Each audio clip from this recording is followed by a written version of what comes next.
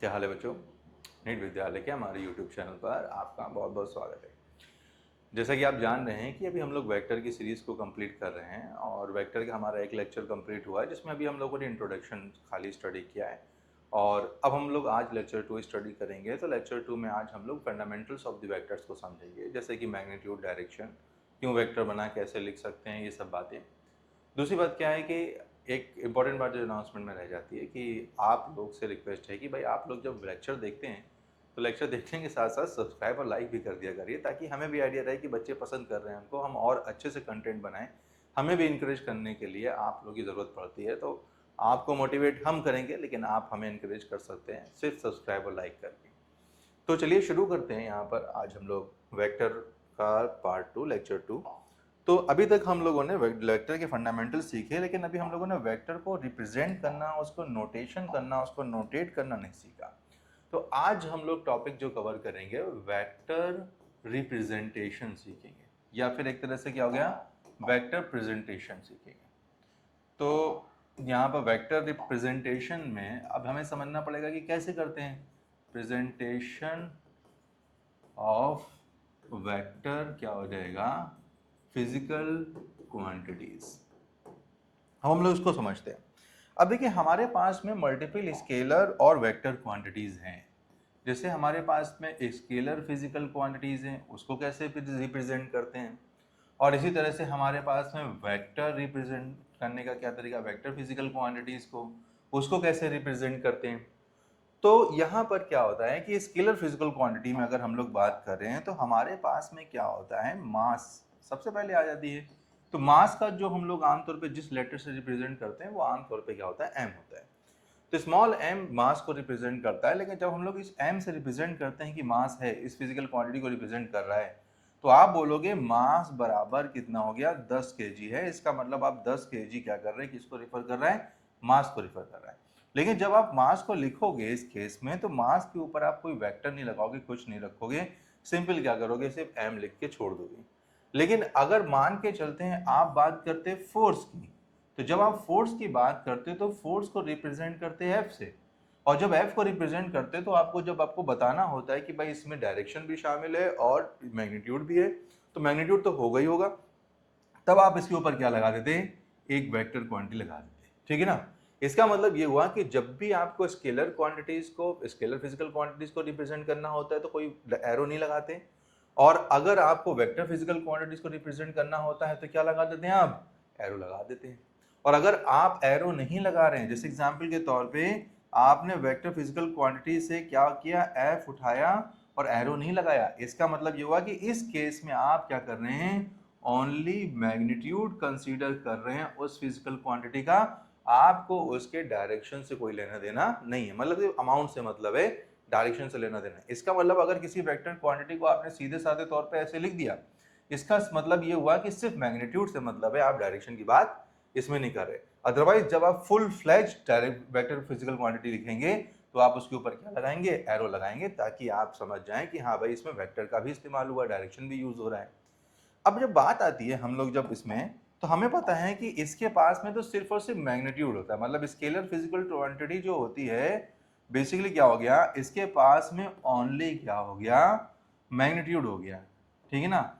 लेकिन जब आप वेक्टर फिजिकल क्वांटिटीज की बात करते हैं तो वेक्टर फिजिकल क्वांटिटीज के पास में मैग्नीट्यूड भी मिलेगा और तुमको क्या मिलेगा, डायरेक्शन भी मिलेगा। प्लस में लिखा हुआ है सिर्फ समझाने के लिए, ठीक है ना, कोई मैथमेटिकल ऑपरेटर की तरह यूज नहीं किया हमने। तो यहाँ पर वेक्टर फिजिकल क्वांटिटी में मैग्नीट्यूड और डायरेक्शन क्या है, दोनों मिलेगा। इसका मतलब ये हुआ कि अगर आपको कभी वेक्टर फिजिकल, क्योंकि स्केलर में तो कोई झमेला नहीं है, आपने टेम्परेचर लिखना था, आपने सीधे टेम्परेचर लिख दिया, मास लिख दिया, वैल्यू सीधे असाइन कर दी, कोई दिक्कत नहीं। लेकिन इसमें डायरेक्शन को कैसे डिफाइन करें, कैसे मैग्नीट्यूड के साथ डायरेक्शन को भी लिखा जाए।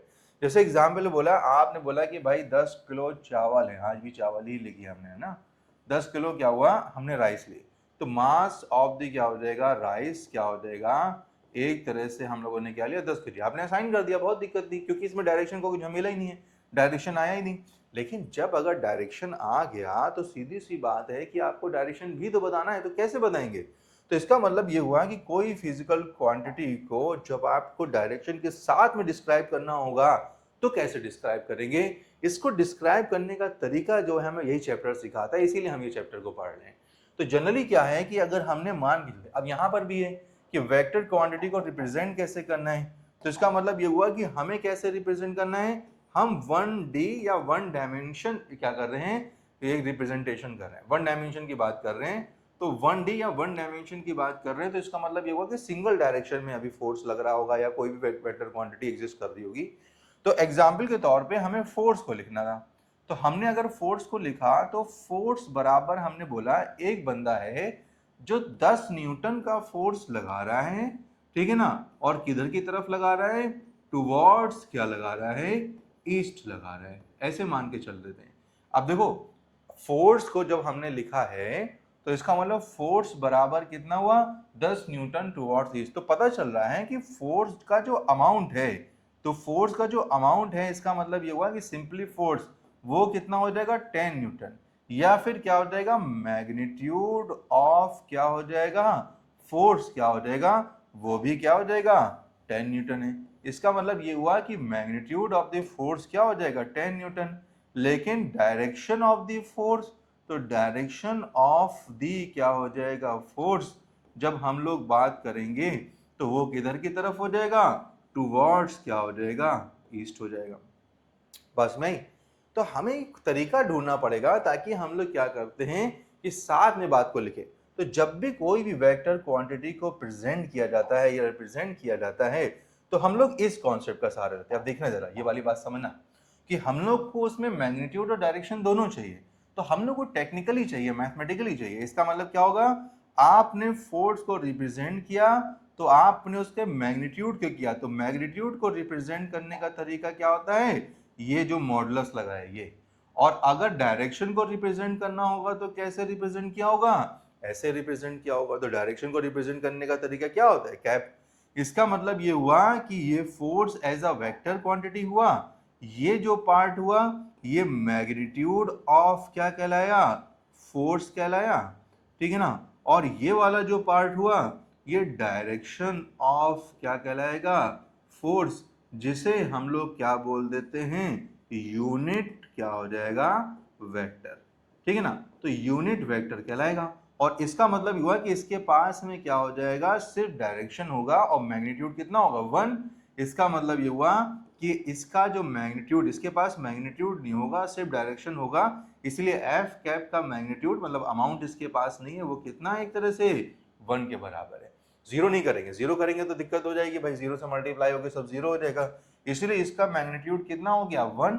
इसका मतलब है इसका पास में क्या होगा, इसके पास में सिर्फ डायरेक्शन है और इसके पास में क्या होगा, मैग्नीट्यूड नहीं है, मैग्नीट्यूड बगल में लिखा हुआ है ताकि आपको पता चल जाए कि इतने न्यूटन का फोर्स इस डायरेक्शन में काम कर रहा है, ठीक है ना। इसका मतलब ये हुआ कि आपको ध्यान रखना है कि किसी भी यूनिट वेक्टर का मैग्नीट्यूड जो होता है, ठीक है ना, वो क्या होता है, 1 होता है, कोई भी यूनिट वेक्टर हो, ठीक है ना। इसका मतलब ये हुआ कि अगर आप इस फोर्स को रिप्रेजेंट करते इस फॉर्मेट में, तो फोर्स को रिप्रेजेंट कैसे करते, आप इस फोर्स को रिप्रेजेंट करते तो ऐसे लिखते हैं कि फोर्स बराबर, अब मैग्नीट्यूड कितने का लग रहा है, कितने का धक्का लग रहा है, कितने का मैग्नीट्यूड है, कितना अमाउंट है, 10 न्यूटन का अमाउंट है, तो इसका मतलब 10 न्यूटन का फोर्स लग रहा है। और डायरेक्शन क्या है, ईस्ट, तो आपने क्या लिख दिया, सिंपली ईस्ट लिख दिया।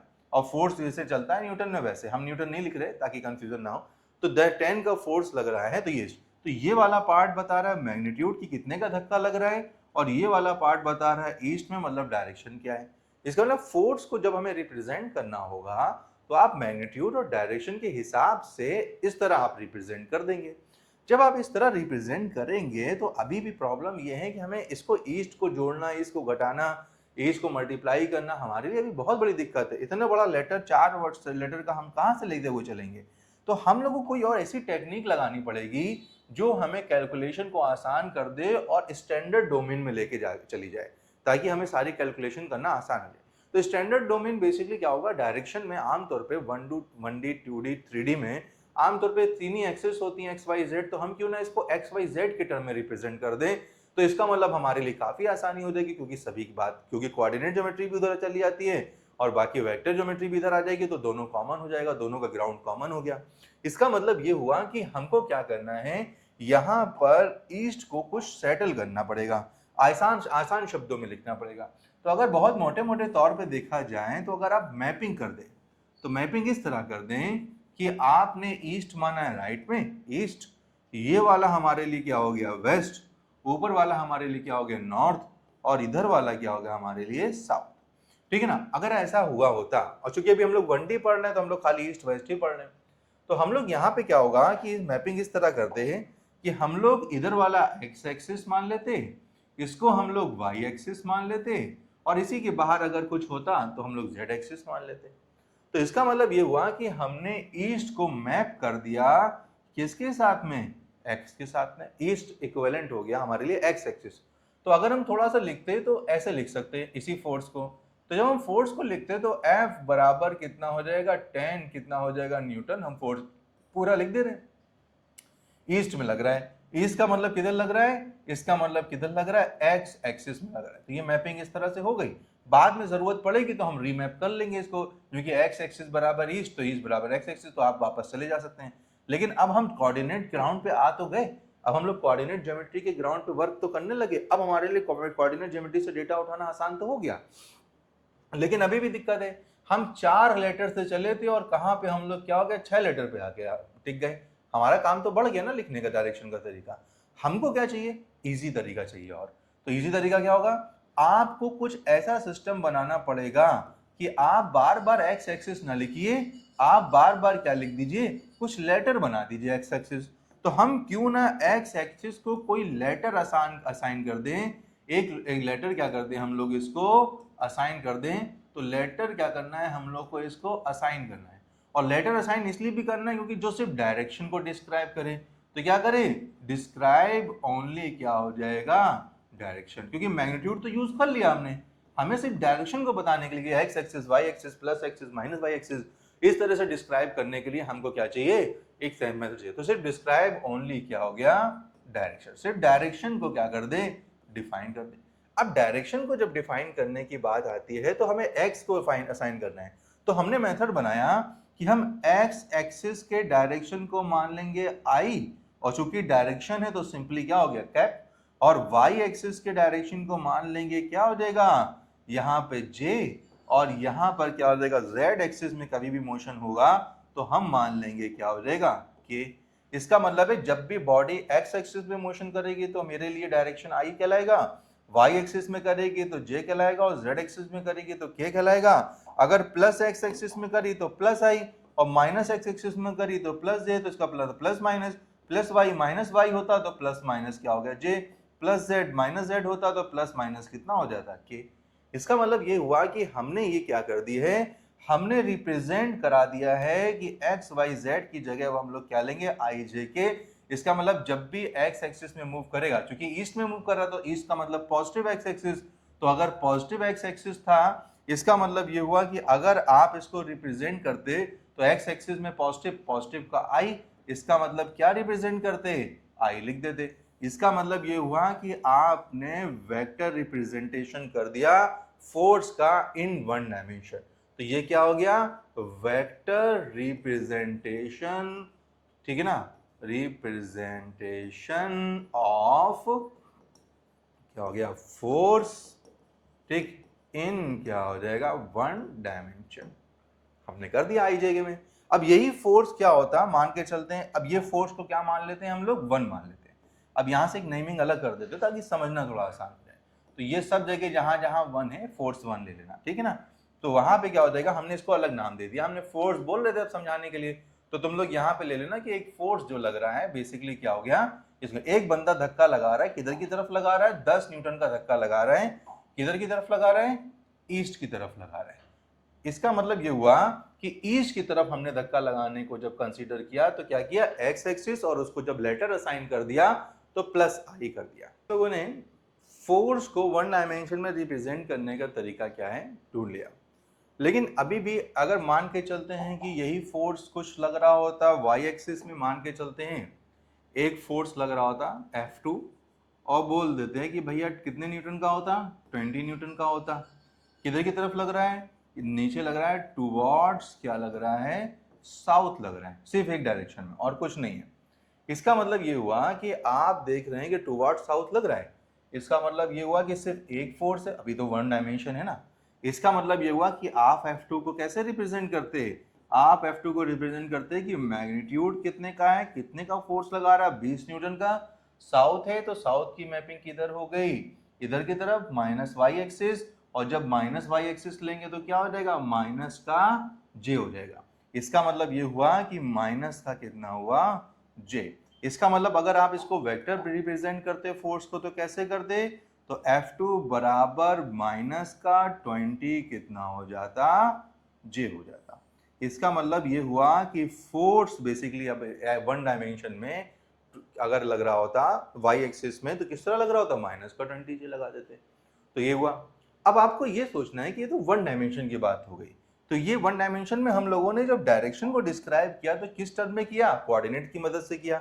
और कोऑर्डिनेट एक्सिस में हम लोगों ने जो ये एक्स वाई एक्सिस थे इसी को क्या कर दिया, हम लोगों ने जनरलाइज कर दिया और इसी के डायरेक्शंस को हम लोगों ने क्या मान लिया, आई जे के मान लिया। इसका मतलब हमें यहां से बात सीखने को मिलती है कि आई जे के जो हो गए वो एक्स वाई जेड के क्या हो गए, डायरेक्शन रिप्रेजेंटेटिव।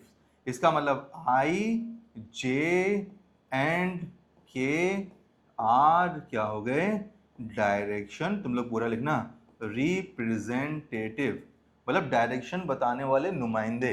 ठीक, रिप्रेजेंटेटिव सिर्फ डायरेक्शन को बता रहे हैं एक्स वाई जेड एक्सिस के, representative of X Y and Z axis respectively. I के लिए एक्स, जे के लिए वाई, के के लिए जेड, ठीक है ना, मतलब जेड के लिए के ऐसा लिख दिया है ना, तो रेस्पेक्टिवली। ये वाली बात तुम लोग बहुत अच्छे से मेंशन कर लेना नोट्स में, ठीक है ना। तो ये वाली बात हो गई। इसका मतलब ये हुआ कि हमने ये सीखा कि आई जे के एक्स वाई जेड के डायरेक्शन रिप्रेजेंटेटिव है। जब जब एक्स में मोशन होगा तो आई आएगा, जेड वाई में मोशन होगा तो जे आएगा, और जेड में मोशन होगा तो के आएगा। तो डिफरेंस करना आसान हो जाएगा। और क्या हो जाएगा, आई जे एंड के आर क्या हो गए, ओनली डायरेक्शन, और क्या हो गया, यूनिट क्या हो गया, वेक्टर। याद रखना यूनिट वेक्टर है और ओनली क्या हो गए, डायरेक्शन हो गए। इसका मतलब ये हुआ कि अगर ये यूनिट वेक्टर है तो पक्की बात है यूनिट वेक्टर का मैग्नीट्यूड 1 होता है। इसका modulus i equal to modulus j equal to क्या हो जाएगा, मॉडुलस लगाने का मतलब क्या है, उसका मैग्नीट्यूड। तो आई जे के सिर्फ डायरेक्शन को बता रहे हैं तो मैग्नीट्यूड तो वैसे भी उसके पास नहीं होगा। इसका मतलब मैग्नीट्यूड नहीं होने का मतलब यहाँ पे 1 होता है। इसका मतलब इन सब का मैग्नीट्यूड क्या हो जाएगा, 1 हो जाएगा, ठीक है ना। तो आई जे के मैग्नीट्यूड्स क्या हो गए, 1। इस आइडेंटिटी को याद रखिएगा ताकि आप लोग जब फ्यूचर में हम लोग मैग्नीट्यूड को 1 करें तो आपको पता रहे हमने 1 कहां से उठाया, यहां से उठाया है, ठीक है ना। इसका मतलब आई जे के को हमने मैप कर दिया है एक्स वाई जेड के साथ में। अब आप इमेजिन करिए सब 1D में मामला चल रहा था, ये सारी कैलकुलेशन जो चल रही है भी 1D में चल रही। अगर मान के चलते हैं कि यही फोर्स, ये दोनों बंदे अब किसी बॉडी पे फोर्स लगाने लगते दो डायरेक्शन, मतलब आप समझते हैं कि कोई ऑब्जेक्ट होता और F1 लगा रहा होता टुवर्ड्स इस, F1 इधर की तरफ फोर्स लगा रहा होता, और अब देखो ऐसे भी दिखा सकते हैं, जरूरी नहीं हर बार प्यारा सा एरो बनाइए, और F2 किधर की तरफ लगा रहा होता, 20 न्यूटन का फोर्स लगा रहा होता इधर की तरफ, और F1 किधर की तरफ, ये F2 होता। तो F2 लगा रहा है साउथ की तरफ, ठीक है ना, और इधर की ये कितने का लगा रहा है, 10 न्यूटन का लगा रहा है ईस्ट की तरफ। इसका मतलब ये हुआ कि 10 कितना हो गया, आई। और जब तुम F2 को रिप्रेजेंट करते तो F2 किधर की तरफ लगा रहा है, साउथ की तरफ। तो अभी तुम लोगों ने किया माइनस का 20 कितना हो गया जी, हमने क्या किए, दोनों बंदे बुला लिए, और एक बंदा अलग अलग फोर्स लगा रहा था किसी ऑब्जेक्ट पे, हमने बोला कि दोनों मिलके लगाओ, और जब दोनों मिलके लगाएंगे तो इस ऑब्जेक्ट पे दोनों फोर्स लग रहे। इसका मतलब ये हुआ कि इस ऑब्जेक्ट पे लगने वाला जो नेट फोर्स है तुम डिस्क्राइब करोगे तो उसके इंडिविजुअल कंपोनेंट के फॉर्मेट में करोगे जो एक्स वाई जेड में लग रहे होंगे। अब बीच में कहीं होता फोर्स तो इसको हम तोड़ते, हम सीखेंगे बाद में कि हम इसका इधर वाला वर्जन निकाल लेते, इधर वाला कंपोनेंट निकाल लेते, तो हम इसके और फोर्स निकाल लेते। लेकिन चूंकि अभी हमारे एक्स वाई जेड एक्सिस में ही लग रहे हैं, मतलब ऑर्थोगोनली लग रहे हैं, इसका मतलब ये हुआ कि हम सीधे लिख सकते हैं। तो इसका मतलब 2 डायमेंशन में अगर रिप्रेजेंट करना होगा फोर्स को, तो इसका मतलब ये हुआ कि आपसे बोले कि नेट फोर्स कितना लग रहा है। तो नेट फोर्स जो लग रहा है वो बेसिकली दो बंदों से मिलकर लग रहा है, F1 भी लगा रहा है प्लस क्या हो जाएगा, F2 भी लगा रहा है। ये कहना चाह रहे हैं कि दो बंदे मिलके फोर्स लगा रहे हैं तो एक नेट फोर्स बन रहा है, हमें नहीं पता नेट नोट किधर होगा, अभी हम इस बात की बात नहीं कर रहे हैं। तो अगर आपको रिप्रेजेंट करना होता है कि एफ नेट को रिप्रेजेंट करते टू डायमेंशन में, तो कैसे करते? तो जब फोर्स वेक्टर है, ये वेक्टर है, तो आउटपुट भी वेक्टर होगा। तो जब वेक्टर होगा तो इसका मतलब ये हुआ कि F1 कितने था, याद करो 10I का फोर्स ये लगा रहा था और प्लस -20J का फोर्स क्या लगा रहा था, ये लगा रहा था F2। तो आप इसको कैसे लिखते कि 10I - 20 कितना हो गया J। इसका मतलब ये हुआ कि नेट फोर्स इन दोनों का लगता तो कितना लगता, इतना लगता। 10 का फोर्स I में और 20 का फोर्स J में, और आप 2D में किसी फोर्स को रिप्रेजेंट कर देते तो कैसे करते, इधर करते। अब इनका डायरेक्शन कहीं बीच में होता, अगर आप इसको कैलकुलेट करते, अभी हम सीखेंगे सब चीजों को, सबको सीखेंगे, धीरे धीरे दिमाग में आइडिया बिठाइएगा कि आपको क्या क्या अभी समझना है इसमें। तो आपको पता है कि दो बंदे अगर फोर्स लगा रहे होते हैं तो इनका जो नेट फोर्स, ये ऑब्जेक्ट जो है, ये वाला ऑब्जेक्ट, ये खिसकता हुआ किधर जाता, इधर जाता। क्यों? और इसी को हम लोग क्या बोलते थे, एफ नेट। इसका मतलब आपने ये वाले वेक्टर का क्या लिखा हुआ है, ये एक तरह से रिप्रेजेंटेशन किया है, जो ग्रीन वाला वेक्टर है। लेकिन अभी हमारा फोकस इस तरह से वेक्टर को समझना नहीं है, अभी हमारा जो फोकस है वो बात को समझना है कि अगर टू डायमेंशन में वेक्टर को लिखने की बात आ जाए तो इसका मतलब ये कैसे लिखा जाएगा, तो कंबाइन करके लिखाएगा आई जे और के कंपोनेंट्स में। तो टू डायमेंशन में सिर्फ आई जे यूज हो सकता है, जे के यूज हो सकता है, के आई यूज हो सकता है। इसका मतलब अगर यही कॉन्सेप्ट होता कि दो बंदे फोर्स लगा रहे होते, और दो बंदे किस तरह फोर्स लगा रहे होते, एक बंदा फोर्स लगा रहा होता, मान के चलते हैं एक बंदा होता F3 और F3 फोर्स लगा रहा होता 10 न्यूटन का, या मान के चलते हैं 5 न्यूटन का फोर्स लगा रहा होता। किधर लगा रहा होता, वेस्ट में लगा रहा होता। और एक बंदा होता हमारे पास में क्या होता, F4, ठीक है ना, वो कितने का फोर्स लगा रहा होता, इसका मैग्नीट्यूड नहीं लिखना है, ठीक है ना।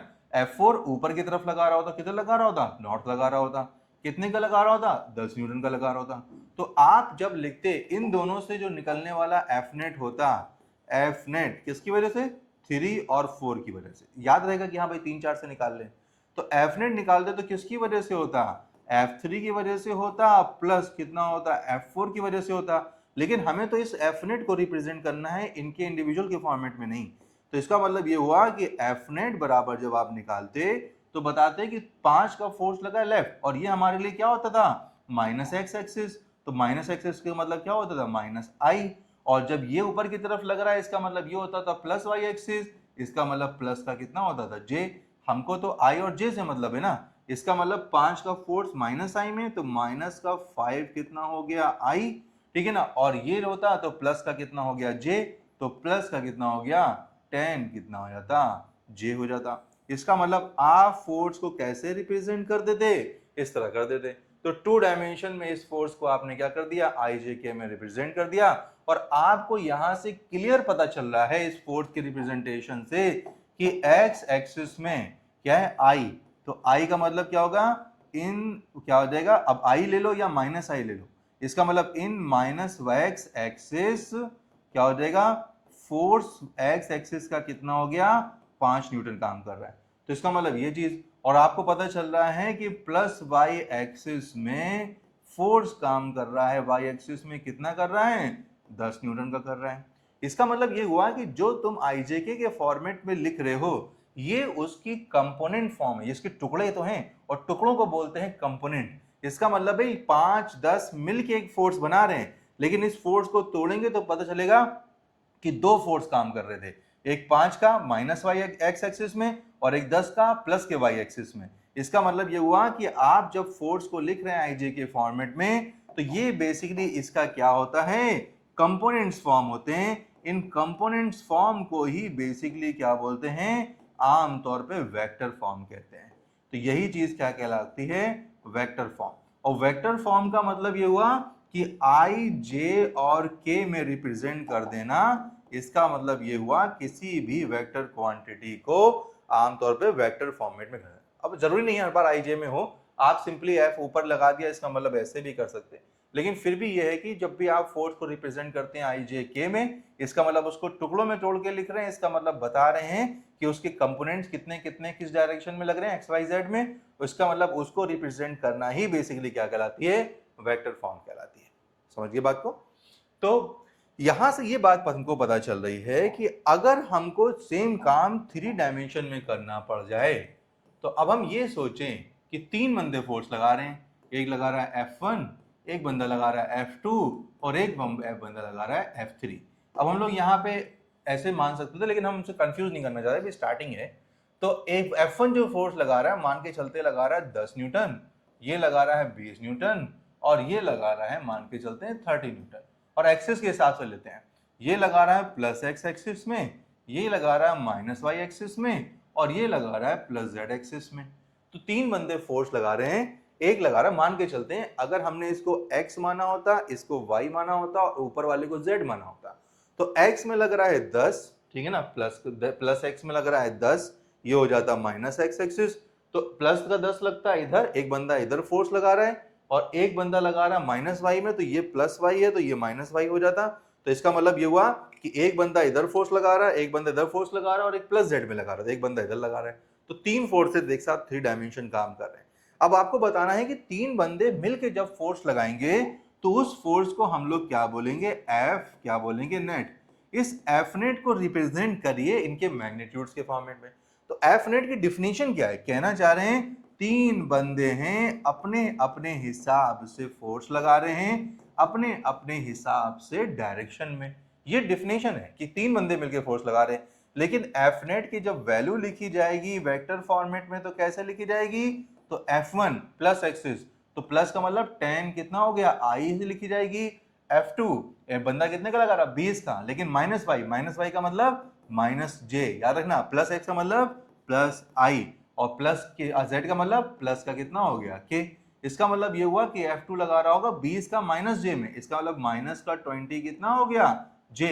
और F3 लगा रहा है प्लस के, इसका मतलब कितना हो गया 30 कितना हो जाता, के हो जाता। इसका मतलब ये हुआ कि आप इन 3 बंदे से मिलके जो फोर्स बनता वो फोर्स वेक्टर फॉर्मेट में कैसे रिप्रेजेंट होता, इस तरह रिप्रेजेंट होता 10i 20j 30k।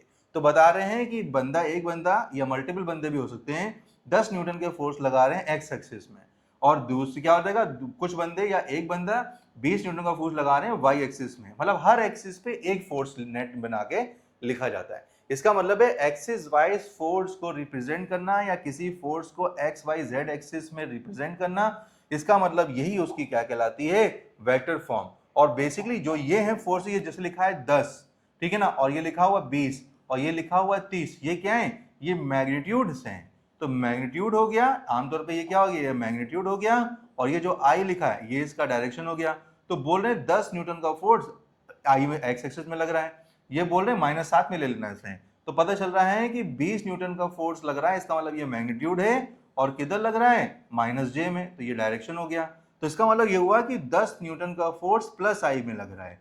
ये बताना चाह रहे हैं 20 न्यूटन का फोर्स -j में लग रहा है, ठीक है ना। और ये बताना चाह रहे हैं कि 30 न्यूटन का फोर्स क्या लग रहा है, प्लस के में लग रहा है। और अगर इसी को रिप्रेजेंट करेंगे तो यही चीज होगी, प्लस के कितना हो जाएगा, एक्स एक्सिस में लग रहा है, 20 न्यूटन का फोर्स माइनस के वाई एक्सिस में लग रहा है, और यही बताना चाह रहे हैं कि 30 न्यूटन का फोर्स प्लस की जेड एक्सिस में लग रहा है। इसका मतलब आपको अगर रिप्रेजेंट करना हो तो आप इसको रिवर्स भी पढ़ सकते हैं। तो रिवर्स पढ़ लिया तो इसका मतलब आपको पता चला कि x में कितना फोर्स लग रहा है, 10 Newton, magnitude of the x।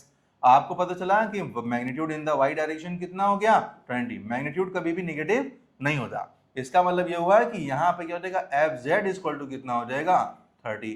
तो याद रखना कि जब आपने इसको लिखा तो माइनस नहीं लिया, तो इसको दिमाग में रखना, मैग्नीट्यूड कैन नेवर बी क्या हो गया, नेगेटिव। तो याद रखोगे तो ध्यान में रहेगा कि ये माइनस वाला साइन किसके साथ जाना है, डायरेक्शन के साथ, मैग्नीट्यूड के साथ नहीं जाना है। इसका मतलब मैग्नीट्यूड हमेशा पॉजिटिव रहेगा, मैग्नीट्यूड कभी भी नेगेटिव नहीं हो सकता।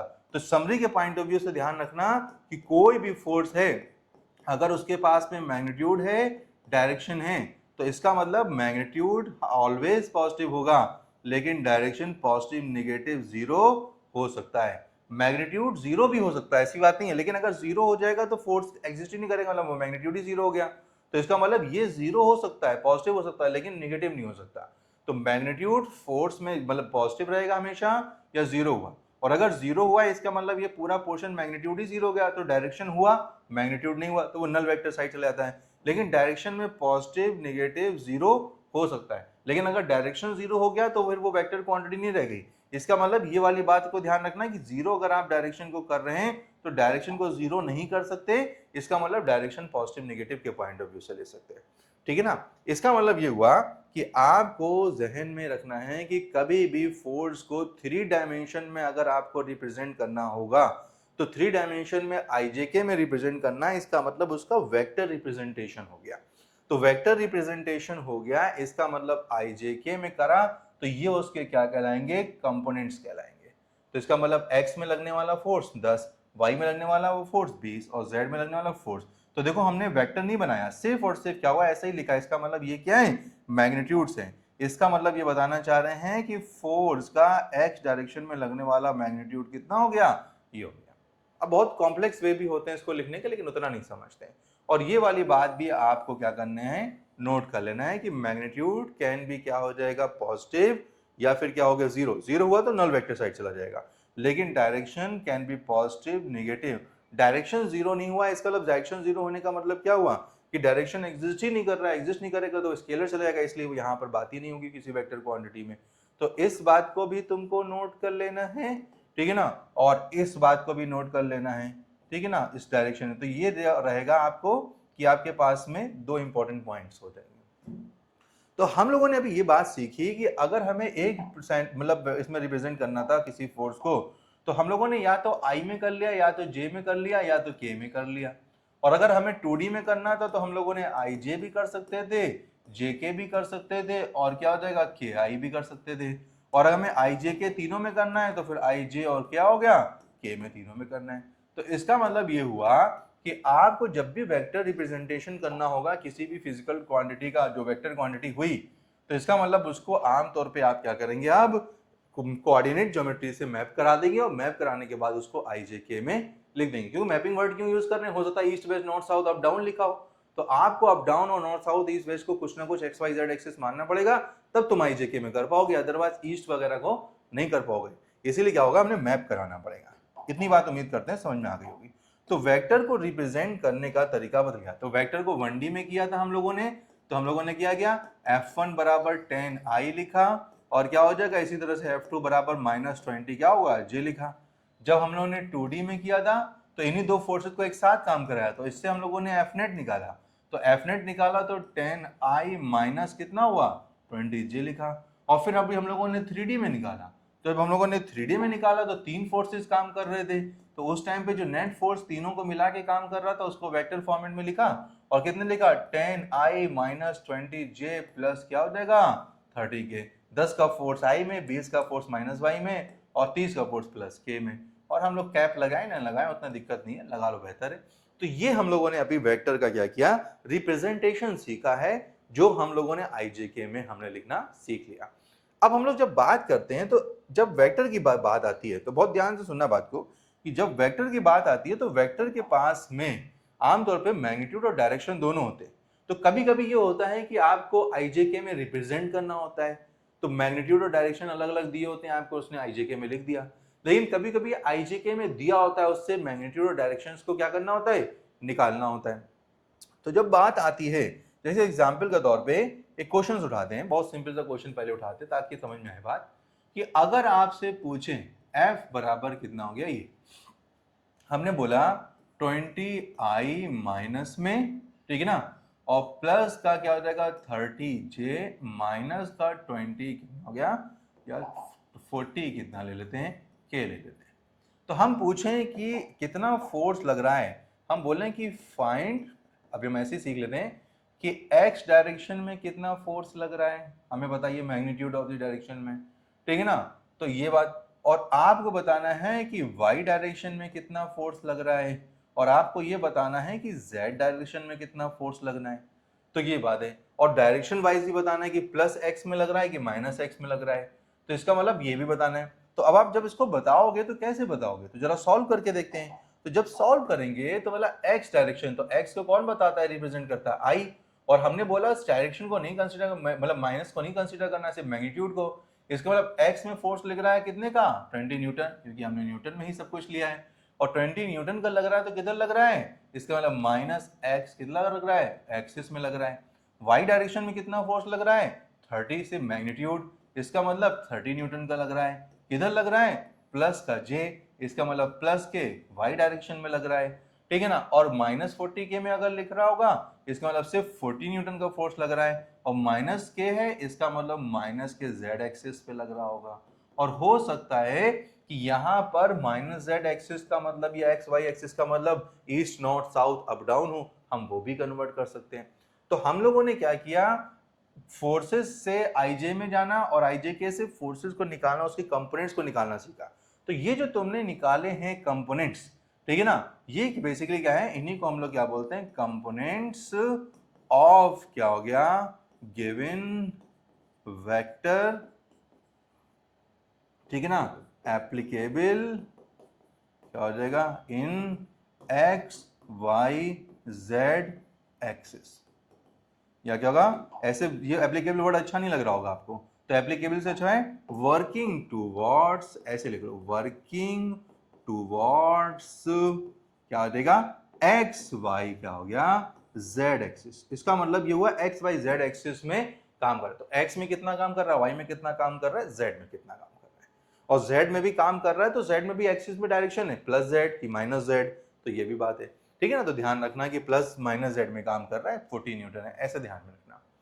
अब जब बात आ गई हमारे पास में, तो हमें वेक्टर से अब बात आती है मैग्नीट्यूड और यूनिट को निकालने की।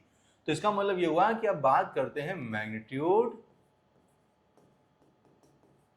And unit vector from given vector.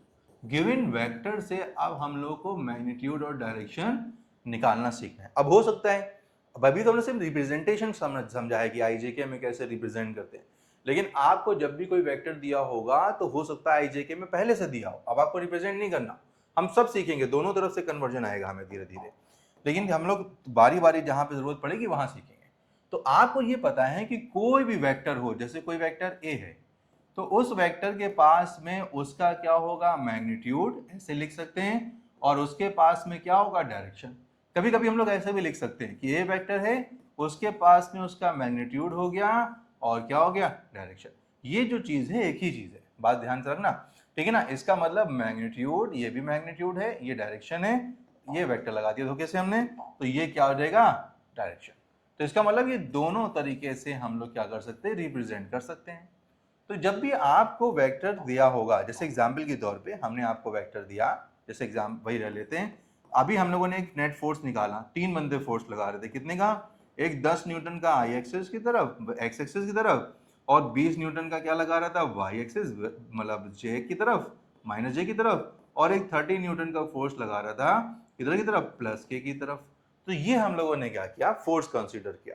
और जब हम लोगों ने फोर्स कंसीडर किया तो आपको बताएं कि जब ये 3 बंदे मिलके फोर्स लगाएंगे तो इससे क्या हो जाएगा, एक नेट फोर्स बनेगा, एक ऑब्जेक्ट बनेगा। तो अगर हम सिर्फ 2 डायमेंशन समझते तो 2 डायमेंशन में सिर्फ इसको लेते हैं, तो हम लोग इसको कैसे बनाते, बहुत आराम से समझ जाते हैं कि 10 न्यूटन का फोर्स लग रहा है प्लस एक्सिस की तरफ, ठीक है ना, 10 न्यूटन का फोर्स लग रहा है प्लस एक्सिस की तरफ, और 20 न्यूटन का फोर्स लग रहा होगा माइनस वाई। आपको पता है इधर है प्लस एक्सिस है, इसका मतलब ये हो गई प्लस एक्सिस और ये हो गई माइनस वाई एक्सिस। कितने का लग रहा है, 20 न्यूटन का लग रहा है। अब यहां से तुम्हें धीरे धीरे आइडिया भी लग रहा होगा कि यार हमने जो वेक्टर पढ़ा है इसको एरो के टर्म में सर दिखाते हैं।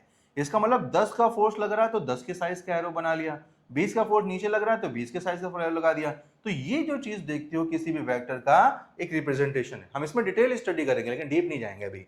अभी क्या है, आपको पता है कि 10 न्यूटन का ईस्ट में लग रहा है, इसका मतलब 10 न्यूटन का ईस्ट में बना दिया। ये सिंपल वेक्टर है, ये हमारे फोर्स या किसी भी वेक्टर क्वांटिटी को रिप्रेजेंट कर रहा है। अब आपको ये पता है कि जब ये दोनों फोर्सेस काम करते हैं तो ये दोनों किसी ऑब्जेक्ट, कौन सा ऑब्जेक्ट, ये वाला ऑब्जेक्ट, ये कोई चीज रखी है, सामान रखा है, ये दोनों बंदे धकेल रहे हैं, और एक बंदा लेकिन इधर धकेल रहा है, एक बंदा इधर धकेल रहा है। तो दोनों जब बंदे धकेलेंगे तो हमें पता है कि ऑब्जेक्ट मूव करेगा, मान के चल रहे हैं स्मूथ सरफेस पे रखा हुआ है, तो जब ये मूव करेगा तो किधर मूव करेगा, तो इसका क्या करते हैं हम लोग, इस तरह से बनाते हैं, इसके पैरेलल और इसके पैरेलल। ठीक है, हम सीखेंगे पैरेललोग्राम रूल, अभी कुछ नहीं समझना है इस बारे में, सिर्फ हम चाहते हैं कि आपको ये बात समझ में आ जाए, तो उसको समझाने के लिए हम यूज कर रहे हैं अभी इसका। और तो इसका मतलब ऑब्जेक्ट किधर मूव करेगा, इधर मूव करेगा। इसका मतलब जब 10 न्यूटन और 20 न्यूटन दोनों मिलकर फोर्स लगाएंगे तो किधर काम करेंगे, नेट फोर्स इधर काम करेगा।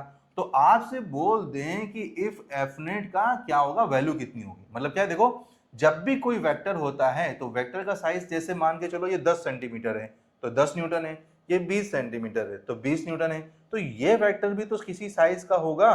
तो इस वेक्टर का साइज जो होगा बेसिकली किसको डिफाइन कर रहा होगा, इस नेट फोर्स के मैग्नीट्यूड को, कि जो एफ नेट लग रहा है उसका मैग्नीट्यूड कितना है, जो इन दोनों को मिला के बनेगा फोर्स, फाइनल फोर्स, वो कितना है। तो जब आपको इस एफ नेट से निकालना होगा तो आप दो चीजें निकाल सकते हो कि भाई एफ नेट का मैग्नीट्यूड कितना है, एफ नेट का मैग्नीट्यूड कितना है, इसका मतलब आप क्या निकाल सकते हो, मैग्नीट्यूड। इसका मतलब आपको पता करना है कि नेट फोर्स का धक्का कितना होगा जब वो 10 और 20 मिलाएंगे। जैसे एग्जांपल के तौर पे जब बंदा एक 10 का फोर्स लगाता और 10 का फोर्स लगाता तो 10 10 जोड़ के कितना बना लेते, 20 बना लेते। लेकिन अगर इधर 10 का बनाता इधर 10 का बनाता तो दोनों मिलके क्या हो जाते, 0 बना देते।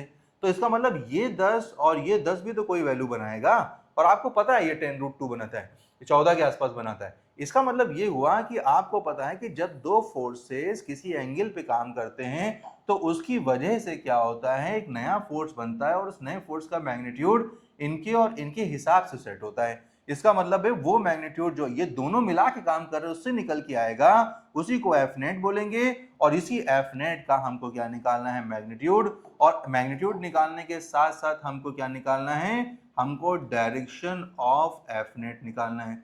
और डायरेक्शन जो है वो एब्सोल्यूट फॉर्मेट में है, मतलब आईजेके के फॉर्मेट में है, ठीक है ना। हमें ईस्ट वेस्ट नॉर्थ साउथ के टर्म में नहीं निकालना है। तो आईजेके का मतलब क्या हो जाएगा, हम लोग को एब्सोल्यूट फॉर्मेट निकालना आईजेके की फॉर्मेट में। तो एब्सोल्यूट बोलते हैं, मतलब यही मेन फॉर्मेट होता है जो आईजेके में होता है। इसका मतलब हमें दो चीजें निकालना है। इसका मतलब हमको क्या निकालना है, एफ नेट का क्या निकालना है, कैप निकालना है। कैप बहुत छोटा हो गया था, ठीक है ना, एफ कैप हमें निकालना है। बस में आई। तो जब हम लोगों ने ये बनाना है, मतलब ये हमको दो फोर्सेस दे रखे हैं, तो ये दो फोर्सेस जो हम लोग को दे रखे हैं इससे हमें क्या करना है, एक नेट फोर्स निकालना है। उसी को बोलेंगे एफ नेट का मैग्नीट्यूड और डायरेक्शन। इसका मतलब एफ नेट जो इन दोनों से मिलके बना है उसके पास मैग्नीट्यूड और डायरेक्शन दोनों होगा। मैग्नीट्यूड निकालना बहुत आसान होता है। मैग्नीट्यूड निकालना क्यों आसान होता है, क्योंकि आईजेके में जितने भी काम, जब भी आप मैग्नीट्यूड निकालोगे तो आईजेके के कंपोनेंट होते हैं, जैसे यहाँ पे एफ एक्स है और एफ वाई है, उनके कंपोनेंट को स्क्वायर करो, सम करो, अंडर रूट निकालो, मैग्नीट्यूड निकल आएगा। बस टेक्निक याद रखो। तो इसका मतलब ये हुआ कि यहाँ पे कंपोनेंट कितने हैं, 10 20, चाहो तो माइनस ले लो, कोई दिक्कत नहीं है। इसका मतलब अगर 10 लिया तो 10 का स्क्वायर, अगर तुमने 20 ले लिया तो 20, वरना तुमने -20 लेना तो -20। लेकिन -20 को बाहर मत निकालना, स्क्वायर के अंदर ही रखना, तो ऑटोमेटिकली वो पॉजिटिव हो जाएगा। इसलिए लेना ना लेना क्या फर्क नहीं पड़ता। तो सबके कंपोनेंट का स्क्वायर करो, अंडर रूट निकालो। इसका मतलब है इन दोनों फोर्सेस को मिलाने से फोर्स कितना बनेगा, याद रखना आईजेके में लग रहे हैं तब ये। तो इसका मतलब फोर्स कितना बना, तो फोर्स बना 10 स्क्वायर प्लस 20 400 500, तो 10 रूट कितना बन गया, 5 न्यूटन। समझ गए ना। और 5 की वही वैल्यू 2.23 के आसपास होती है, तो लगभग 22-23 के आसपास बना। इसका मतलब ये हुआ कि आपने जो फोर्स लगाया है 10 का और 20 का, इससे निकलने वाला फोर्स कितना हुआ, अराउंड 22 के आसपास, मान ले रहे हैं हम 22 के आसपास हुआ, ठीक है ना। इसका मतलब ये हुआ कि जब 10 और 20 काम कर रहे हैं 90 डिग्री पे, तो उससे निकलने वाला फोर्स कितना हो गया, 22 न्यूटन हो गया, ठीक है ना। लेकिन डायरेक्शन किस तरफ है, तो डायरेक्शन निकालना होगा। तो आपको जब डायरेक्शन फैच करना होगा, निकालना होगा उस गिवन वेक्टर से, तो आपको सहारा लेना पड़ेगा इस फार्मूले का, कि कोई भी फोर्स अगर होता तो उसके पास में मैग्नीट्यूड होता और उसका क्या होता, डायरेक्शन होता। डायरेक्शन को रोक लेते हैं, तो डायरेक्शन को रोक लिया तो इसको नीचे डिवाइड कर दिया, तो उसी के फोर्स को उसी के मैग्नीट्यूड से क्या कर देते, डिवाइड कर देते। ऐसे भी लिख सकते हो और ऐसे भी लिख सकते हो, उसी के फोर्स को उसी के मैग्नीट्यूड से डिवाइड कर देते। इसका मतलब हमने जो निकाला है उसको ऐसे भी लिख सकते हो, कोई दिक्कत नहीं। तो इसका मतलब ये हुआ कि आपको क्या करना है, उसी को फोर्स क्या है, वेक्टर फॉर्मेट में 10i - 20 कितना हो गया, j, और इसी हो गया फोर्स वेक्टर फॉर्मेट में, और इसका मैग्नीट्यूड अभी तो निकाला यहाँ 10√5। इसका मतलब 10 रूट कितना हो जाएगा, 5।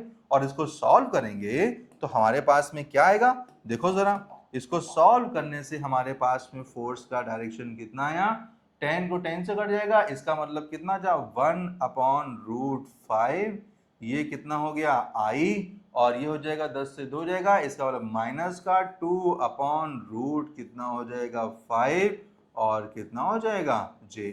इसका मतलब ये जो तुमने निकाला है ये है unit vector of force F या F नेट। याद रखना हम F नेट की चल रहे तो उसको नाम सिंपल फोर्स दे दिया है।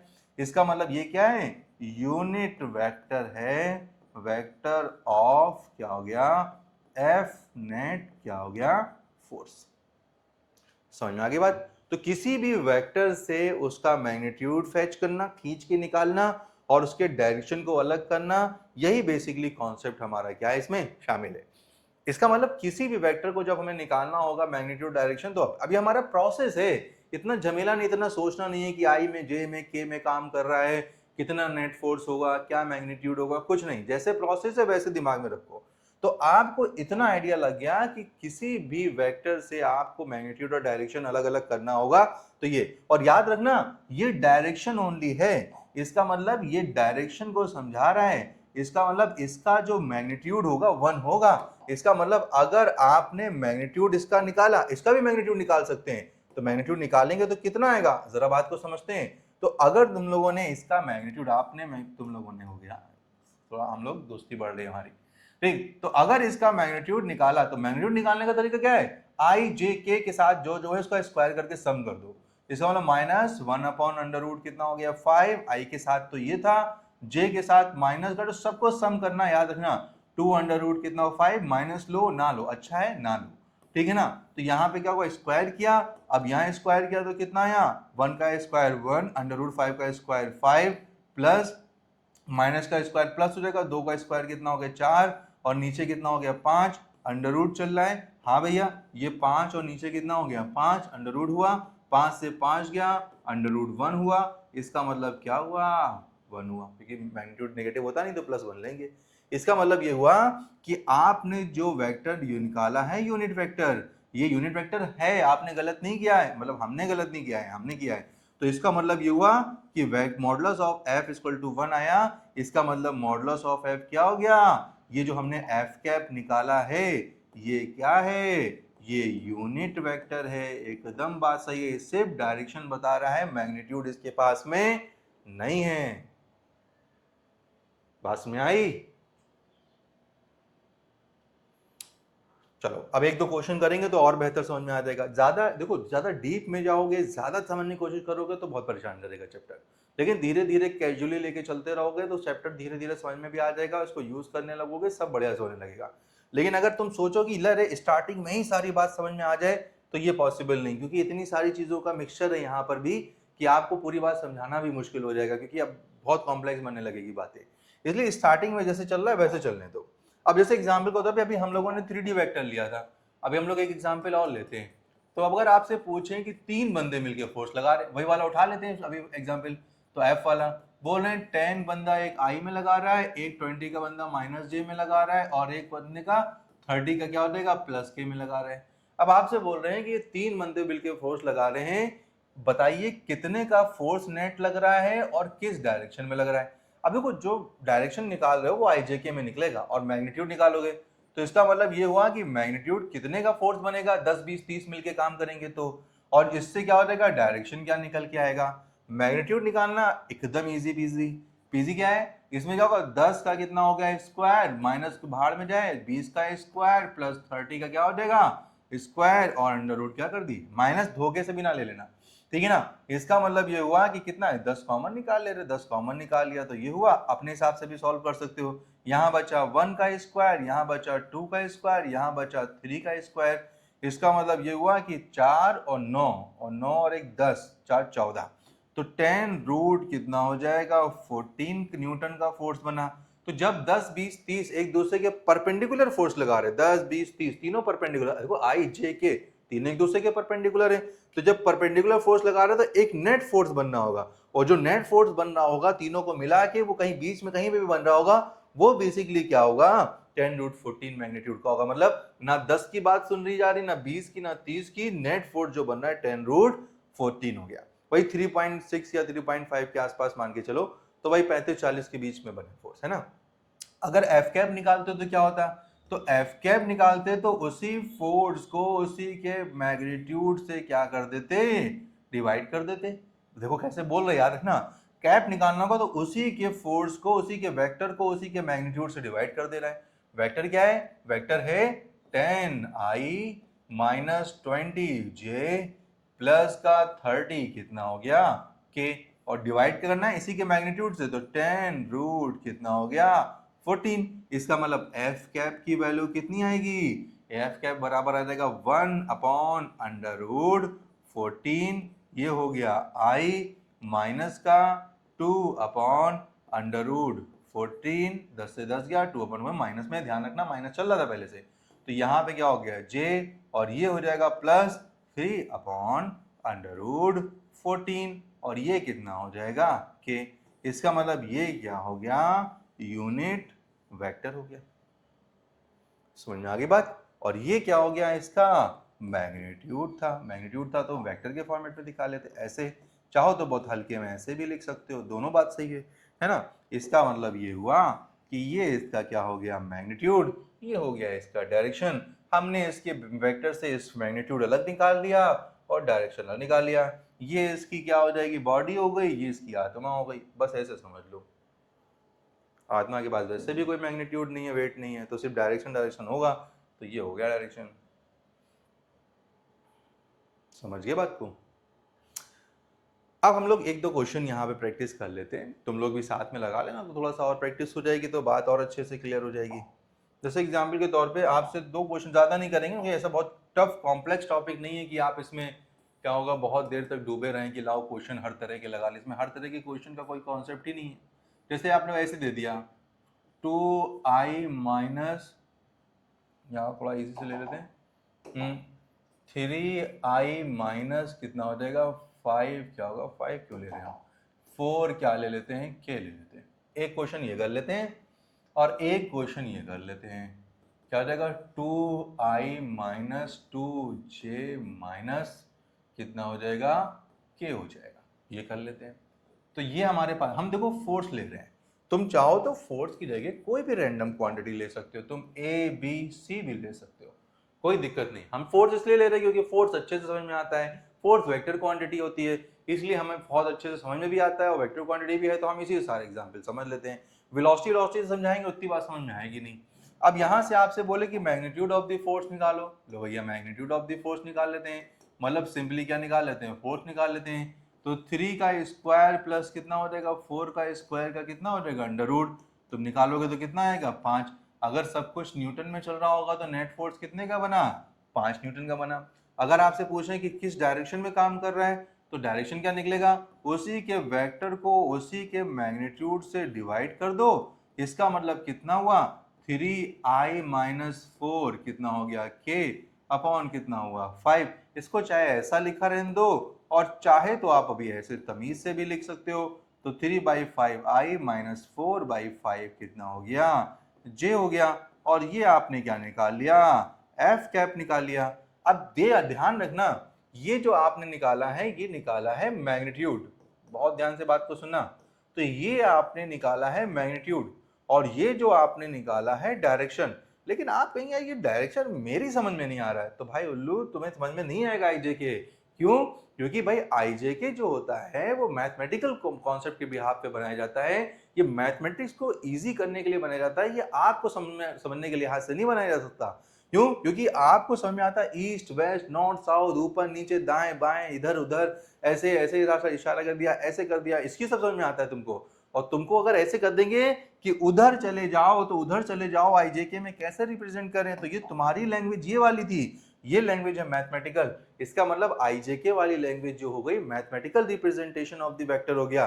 तुम्हारा रिप्रेजेंटेशन होता तो ऐसे लिखते नॉर्थ ईस्ट साउथ वेस्ट, ठीक है ना, या फिर अप डाउन या फिर ऐसे करके लिखते। इसका मतलब ये हुआ कि ये मैथमेटिकल फॉर्मेट में लिखा गया ताकि तुम मैथमेटिक्स मतलब वेक्टर मैथमेटिक्स कर सको, ये तुम नहीं कर सकते, इसलिए तुम्हें लैंग्वेज में इसको जब चाहेंगे तो कन्वर्ट कर सकते हैं, हम सीखेंगे कि इसको जब कन्वर्ट करते हैं तो कैसे करते हैं। तो हो सकता है हमारे लिए इसका मतलब बनता हो नॉर्थ ईस्ट, हो सकता है हमारे लिए बनता हो साउथ ईस्ट, हो सकता है बनता हो 53 डिग्री नॉर्थ ऑफ ईस्ट, ये लैंग्वेज हमारे लिए बाद में दूसरी कन्वर्ट हो जाएगी।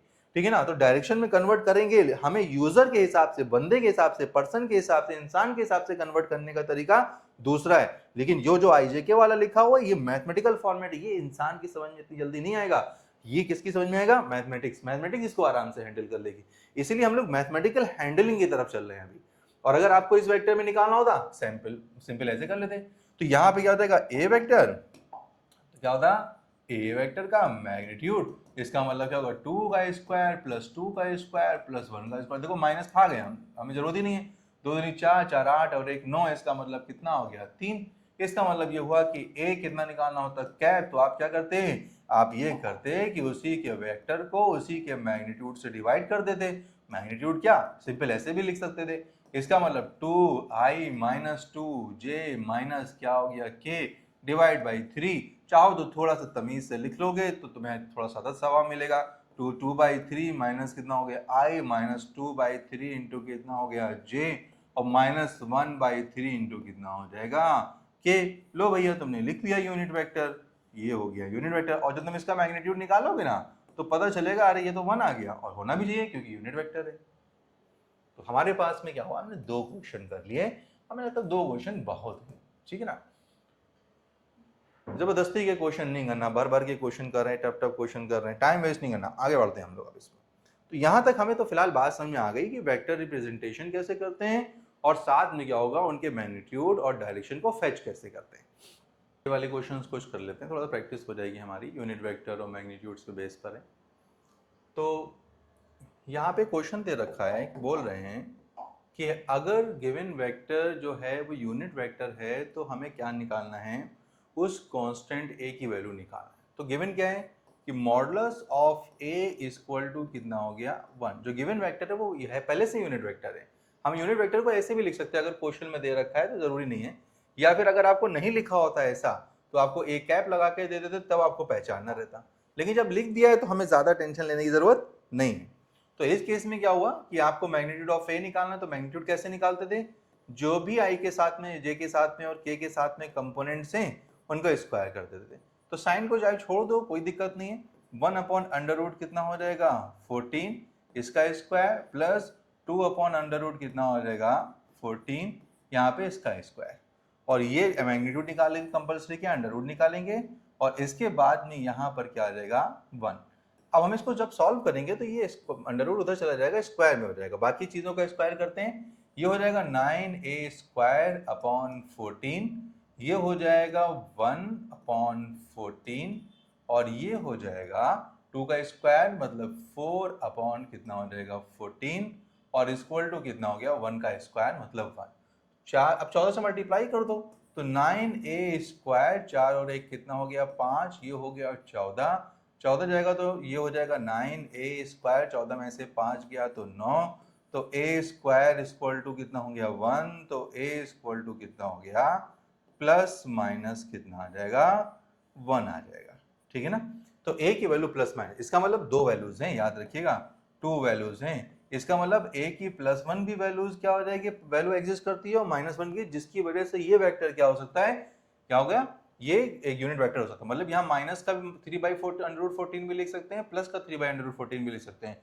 तो 2 वेक्टर पॉसिबल हैं जो यूनिट वेक्टर दे सकते हैं। इसको मतलब अगर सेम तरीके से इस पे कर दे, अभी अपने आप से करके देख लीजिए, यहाँ पर पॉज करिए, इसको करिए, और जब आप इसको करेंगे इसका आप स्क्रीनशॉट ले लीजिएगा, ठीक है ना। तो इसको जब हम लोग करेंगे, वैसे तो मैं पीडीएफ सारे धीरे धीरे क्या करूंगा सब अपलोड कर दूंगा, लेकिन अभी तो फिलहाल आप क्या है कि इसी से नोट कर लीजिए। तो यहाँ पर क्या हो जाएगा, मॉडुलस ऑफ b का होना चाहिए 1 होना चाहिए। तो 1 होना चाहिए, तो भाई कैसे होगा जरा देखते हैं।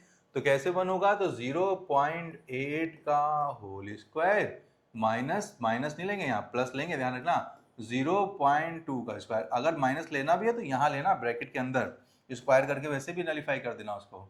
तो प्लस कितना हो जाएगा 0.48 कितना हो जाएगा स्क्वायर, और यहां से अंडर रूट करेंगे इक्वल टू कितना आ जाएगा 1, इसको आना पड़ेगा 1। तो यहाँ स्क्वायर करते हैं, अब इसे 8 का स्क्वायर करोगे तो 64 आएगा, लेकिन 0 पॉइंट ले, अब कंफ्यूजन होता है, तो ज्यादा बेहतर इसको 8/10 लिख लो, उसका स्क्वायर करो।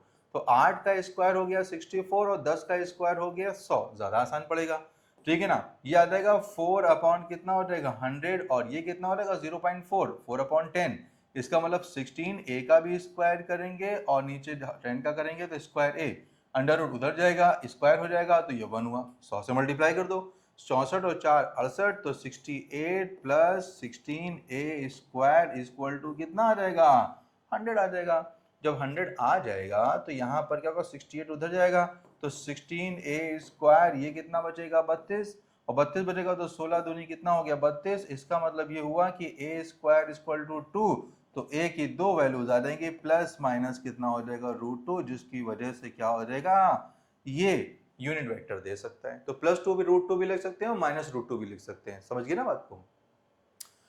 अब जरा अगले क्वेश्चन की तरफ चलते हैं। यहाँ पर अगला क्वेश्चन क्या कह रहा है, जरा पढ़ लीजिए कि अब देखो कोई यूनिट वेक्टर ना बोल के कोई आर्बिट्रेरी वैल्यू मैग्नीट्यूड की बोल दी हम लोगों ने, तो बोल रहे हैं कि a की वैल्यू निकालिएगा, गिवन वेक्टर का जो मैग्नीट्यूड है वो √118 के बराबर हो। तो इसका मतलब ये हुआ कि जो x का मैग्नीट्यूड होगा उसको क्या होना पड़ेगा, 1 कितना हो गया 8 के बराबर, और इसका मैग्नीट्यूड और √ इसके बराबर। तो इसको सॉल्व करते हैं, तो सॉल्व करेंगे क्या होगा, x का मैग्नीट्यूड क्या होगा, तो i के साथ में है 2a, इसका स्क्वायर, प्लस हम माइनस को छोड़ दे रहे हैं या ले भी सकते हैं, तो -3a का स्क्वायर, और प्लस का कितना हो जाएगा 1 का स्क्वायर, इसका क्या हो जाएगा √, ये सब हो गया मैग्नीट्यूड।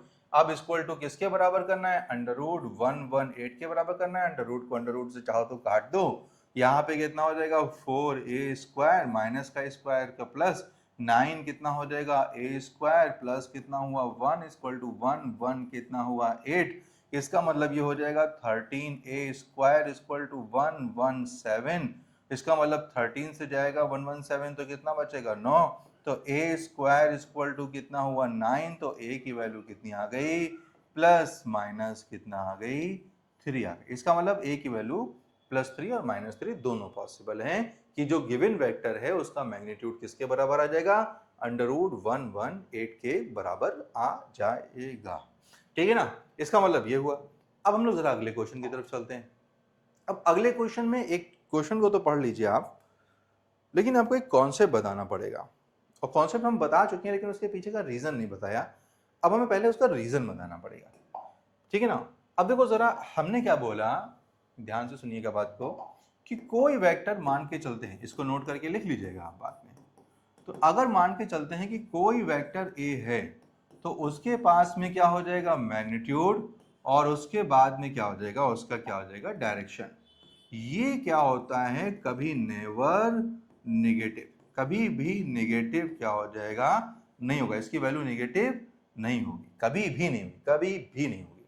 इसका मतलब क्यों नहीं होगी, क्योंकि जब भी आप मैग्नीट्यूड को निकालते हैं तो मैग्नीट्यूड कैसे निकालते हैं, अगर मान के चलते हैं कि कोई वेक्टर a ऐसे डिफाइन होता, बहुत ध्यान से सुनिएगा, a अगर ऐसे डिफाइन होता कि 2 क्या हो जाएगा i-3j + k, तो कैसे निकालते, सॉल्व करते, तो मैग्नीट्यूड ऑफ a को निकालते तो क्या करते, √ में 2 का स्क्वायर -3 का स्क्वायर प्लस 1 का क्या हो जाएगा स्क्वायर करते, ये तो करते, तो 1 का स्क्वायर करते, और 1 का स्क्वायर करते तो ये जो मैग्नीट्यूड निकाल रहे हैं इसके √ की वैल्यू से निकल के आता है ना, तो √ की वैल्यू से निकल के आता, तुम ही सोचो, ये जुड़ेगा, ये निगेटिव होके पॉजिटिव हो जाएगा, ये पॉजिटिव हो जाएगा। जब सब कुछ पॉजिटिव होगा तो पॉजिटिव के अंदर क्या हो जाएगा, जब ये पॉजिटिव है ही है तो पॉजिटिव का √ भी तो पॉजिटिव ही आएगा, और अगर आपने √ निकाला तो निगेटिव वैल्यू को वैसे भी छोड़ना है। तो इसका मतलब क्यों छोड़ना है, क्योंकि क्या हो जाएगा, जो मॉडुलस निकालना है वो √ से निकालना है। इसका मतलब ये हुआ कि ये जो वैल्यू है कभी भी क्या हो जाएगा नेगेटिव नहीं होगी, इसका मतलब कभी ये नेगेटिव नहीं होगी। इसका मतलब ये हुआ कि कभी नेगेटिव ना होने के, √ के अंदर की वैल्यू कभी भी नेगेटिव नहीं हो सकती, उसकी नेगेटिव ना होने की वजह से मैग्नीट्यूड भी क्या हो जाएगा, कभी भी नेगेटिव नहीं आएगा। इसका मतलब ये हुआ कि √ के अंदर पॉजिटिव क्या होना चाहिए, ऑलवेज होना चाहिए, फॉर क्या होना चाहिए, रियल वैल्यूज। मतलब फिजिक्स में जितने फिनोमेना एग्जिस्ट करते हैं उसके लिए हमेशा क्या होगा √ पॉजिटिव। लेकिन अगर क्या हो जाएगा √ के अंदर नेगेटिव इसने दे दिया, इसका मतलब ये हुआ डेट इज क्या हो जाएगा, ये हो जाएगा इमेजिनरी वैल्यूज। तो इमेजिनरी वैल्यूज क्या हो गई, इमेजिनरी वैल्यूज एक्सेप्टेबल नहीं है इन फिजिक्स। तो इसका मतलब ये हुआ कि √ के अंदर पॉजिटिव इसीलिए हमेशा लिया जाता है, निगेटिव वाला नहीं लिया था, क्योंकि निगेटिव में इमेजिनरी वैल्यूज आ जाती हैं और पॉजिटिव में रियल वैल्यूज होती हैं, और हमें रियल वैल्यूज से मतलब होता है, इमेजिनरी से मतलब नहीं होता। हमने क्वाड्रेटिक में बात करी थी। इसीलिए क्या होगा, अंडर रूट के अंदर कभी भी नेगेटिव नहीं होना चाहिए, मस्ट नॉट बी। इसको ऐसे लिख लेना, ठीक है ना, ऐसे लिख लो, मस्ट क्या हो गया, बी, और ये भी क्या होना चाहिए, मस्ट नॉट क्या हो गया, बी। इमेजिनरी वैल्यूज हमें चाहिए नहीं, इसलिए ये होना ही नहीं चाहिए। तो नेगेटिव अंडर रूट के अंदर कभी भी कोई नेगेटिव वैल्यू नहीं आना चाहिए। अगर हम कोई फिनोमिना को अगर चेक कर रहे हैं तो अगर ऐसा हुआ है, इसका मतलब वो फिनोमिना क्या होगा, फर्जी है। तो इसके फर्जी वाले को यहाँ पे एक्सपोज करना है कि भाई ये जो गिवन वेक्टर है ये यूनिट वेक्टर कब होगा, हो सकता है कि नहीं हो सकता है, कोई ऐसी वैल्यू एग्जिस्ट करती है कि नहीं करती है। तो हम लोग क्या करेंगे, पहले यहाँ पर क्या करते हैं, इसका यूनिट वेक्टर, क्योंकि भाई बोल रहे हैं इज अ यूनिट वेक्टर, ठीक है ना। वो पूछे ए की क्या वैल्यू एग्जिस्ट करती है, for constant A in the vector, क्या हो जाएगा, if vector x is a unit vector, तो क्या ए की वैल्यू एग्जिस्ट करती है। हाँ भाई जरा देखते हैं। तो यहाँ पे जो इक्वेशन लिख रखी है, जो वेक्टर दे रखा है एक्स, क्या दे रखा है, अंडर रूट 6 कितना हो गया ए, माइनस में अंडर रूट 7 कितना हो गया ए, यहाँ पे आई आ गया, यहाँ पे जे आ गया, और प्लस शायद दे रखा है अंडर रूट 3 कितना हो गया के। ये हम ही नहीं क्वेश्चन बनाया है तो सीधी सी बात है कि हमें को याद होगा। तो under root 6a minus under 7a और प्लस का अंडर रूट कितना हो जाएगा 3 है। हमें ये बात दे रखी है। अब पहले हम इसको एनालाइज कर लेते हैं। तो एनालाइज कैसे करेंगे, अगर ये यूनिट वेक्टर है तो a की कोई वैल्यू निकल के आ जाएगी। तो a की वैल्यू कैसे निकल के आ रही है, जरा बात समझते हैं। तो अगर हम x का मैग्नीट्यूड निकालें, तो x का मैग्नीट्यूड निकालेंगे तो कितना आया, ये आया अंडर रूट 6, मतलब अंडर रूट में आई जे के कंपोनेंट का स्क्वायर, तो अंडर रूट 6a का स्क्वायर प्लस कितना हो जाएगा, अंडर रूट कितना हो जाएगा 7a का स्क्वायर, और प्लस कितना हो जाएगा अंडर रूट 3 का क्या हो जाएगा स्क्वायर हुआ। इसका मतलब ये हुआ कि ये 6a स्क्वायर प्लस, ठीक है ना, यहां पर आ जाएगा 7 कितना हो गया a प्लस कितना हो जाएगा 3, और अंडर रूट में चलेगा, और इसको क्या होना पड़ेगा 1 के बराबर। तो 1 के बराबर होना पड़ेगा, इसका मतलब ये हुआ कि अगर यूनिट वेक्टर है तो 1 के बराबर कर दिया, अंडर जाएगा प्लस में 1 हो जाएगा। इसका मतलब ये हुआ कि कुल मिला के इक्वेशन बनेगी 7a, ये 1 हो जाएगा, इधर जाके घटा देंगे तो इधर कितना होगा 2, मस्ट भी क्या होगा ना 0 होना पड़ेगा। तो इसका मतलब ये हुआ कि अगर इसकी इक्वेशन की कोई एक ही रियल वैल्यूज निकल के आ गई, और वो भी रियल पॉजिटिव वैल्यूज, तो हम मान के चलेंगे कि भाई ए की वैल्यू एग्जिस्ट कर रही है। तो पहले निकाल लेते हैं कि वैल्यू क्या निकल के आती है। तो ये क्वाड्रेटिक है, क्वाड्रेटिक को कोई इक्वेशन को सॉल्व कैसे करते हैं, तो आप कंपेयर करा दीजिए। तो कंपेयर करा देंगे तो याद करिए ax square plus bx plus c से कंपेयर कराते हैं, और जब भी कंपेयर कराते हैं तो आपको पता है कि सेकेंड ऑर्डर के साथ में जो होता है वो a, जो फर्स्ट ऑर्डर के साथ में होता है वो b, और जो कांस्टेंट होता है वो क्या होता है c। और जब इस फार्मूले में रखते हैं minus b plus minus under root b square minus 4ac upon कितना हो जाएगा 2a वाले फार्मूले में रख के हम लोग a की वैल्यूज निकाल लेंगे, क्वाड्रेटिक सॉल्व करके इसके रूट्स निकाल लेंगे। तो निकालते हैं भाई, माइनस बी मतलब कितना हो जाएगा, माइनस का कितना हो जाएगा 7 प्लस माइनस बी स्क्वायर मतलब 7 का स्क्वायर, प्लस का है ध्यान रखिएगा, और माइनस का कितना होगा 4, इस सेकेंड ऑर्डर के साथ में कौन है 6, और कांस्टेंट क्या है 2, इसका मतलब ये आ गया, और अपॉन 2a, तो 2a, a की वैल्यू कितनी हो गई 6 हो गई। इसका मतलब कितना हो गया माइनस का 7। ये सब हमने पढ़ाया है क्वाड्रेटिक में, वहां जाके प्रैक्टिस करिए, ठीक है ना, सब रिकॉर्डेड वीडियो पढ़िए। ये हो जाएगा 49, 24 दूनी 48 माइनस 48 अपॉन कितना होगा 6 दूनी कितना हो गया 12। इसका मतलब ये आ जाएगा माइनस का 7 प्लस माइनस 49 48 1 अंडर रूट 1 1, इसका मतलब ये हुआ अपॉन 12। इसका मतलब एक बार इसकी पॉजिटिव वैल्यू ले लो, एक बार इसकी नेगेटिव वैल्यू ले लो। अगर एक बार इसकी पॉजिटिव वैल्यू लोगे तो पॉजिटिव वैल्यू लेके क्या हो जाएगा माइनस का 7 प्लस का 1 अपॉन 12, और नेगेटिव लोगे तो माइनस का 7 माइनस 8 अपॉन कितना होगा 12। इसका मतलब ये कितना हो जाएगा माइनस का 6 अपॉन 12, ये वैल्यू दे देगा माइनस का 1 अपॉन 2, और ये कितना हो जाएगा ये दे देगा माइनस का 1, ये गड़बड़ लिख दिया हमने। तो माइनस का कितना हो गया 1, इसका मतलब माइनस 8 अपॉन कितना हो जाएगा 12, इसका मतलब 4 दूनी 8 4 3 12 2/3। अब तुम देख रहे हो कि यहाँ पर a की जो वैल्यूज आ रही हैं, एक बार a की वैल्यू ये निकल के आ रही है, और एक बार a की वैल्यू जो a1 और a2 अगर बोल सकते हैं, a की वैल्यू ये निकल के आ रही है, और a की जो दोनों वैल्यूज हैं वो कैसी आ रही हैं निगेटिव आ रही हैं। और अगर हमने निगेटिव वैल्यू इस वाले में कंसीडर करी तो यहाँ पर अंडर रूट के अंदर जो है, यहाँ अंडर रूट के अंदर क्या है 7a है, तो a की वैल्यू निगेटिव हो नहीं सकती और अंडर रूट के अंदर a है, इसका मतलब ये हुआ कि इसकी निगेटिव वैल्यू आएगी तो क्या हो जाएगा, ये इक्वेशन इमेजिनरी की साइड चली जाएगी।